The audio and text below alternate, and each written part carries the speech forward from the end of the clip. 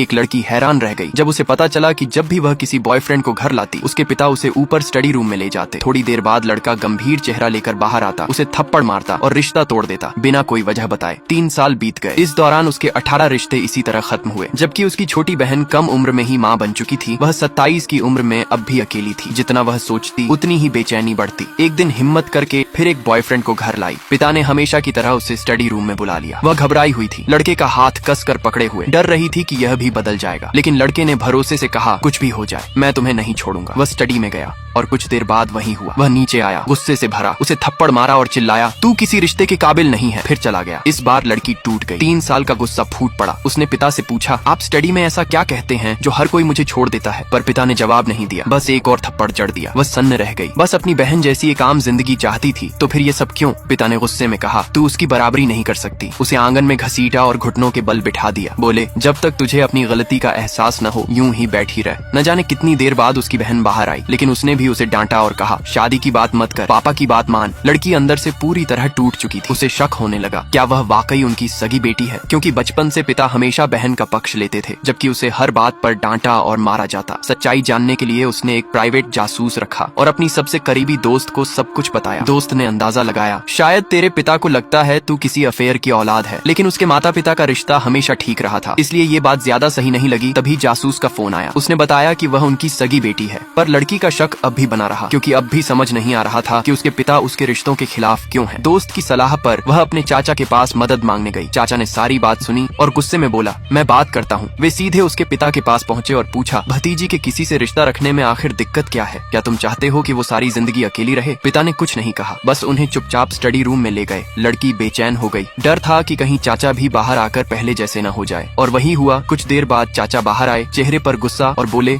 तू शादी के लायक नहीं है। फिर थप्पड़ मारा और बोला, अब मैं तुझे सबक सिखाऊंगा। उसकी चाची दौड़ती हुई आई, शायद वो उसका पक्ष लेंगी, यही उम्मीद थी। लेकिन पिता ने उन्हें भी स्टडी में खींच लिया। थोड़ी देर में चाची बाहर आई, चेहरा गुस्से से भरा था। वो चिल्लाई, अगर तूने शादी की तो मैं तुझे जहर दे दूंगी। लड़की डर से कांपने लगी। वो अपने कमरे में भागी, लेकिन वहाँ जाकर देखा फोन से सारे बॉयफ्रेंड्स के नंबर और तस्वीरें डिलीट हो चुके थे। वह गुस्से में बाहर आई और पिता से पूछा, ये सब क्यों किया? तब पता चला ये सब उसके पिता और बहन ने मिलकर किया था, ताकि वह कभी किसी से प्यार न कर सके। लड़की ने बहन से पूछा, तू मेरी जिंदगी में दखल क्यों दे रही है? पिता और भड़क उठे, चिल्लाए, चुप हो जा। फिर धमकी दी, अगर तूने नहीं माना तो तुझे मार डालूंगा। अब सब्र का बांध टूट चुका था। 3 साल की चुप्पी अब फट पड़ी। अब चाहे कुछ भी हो, उसे खुद देखना था कि स्टडी रूम में ऐसा क्या है जो भी अंदर जाता है उसका व्यवहार बदल क्यों जाता है। अचानक वह ऊपर की ओर दौड़ी, ठान चुकी कि अब वो सच्चाई जानकर ही मानेगी।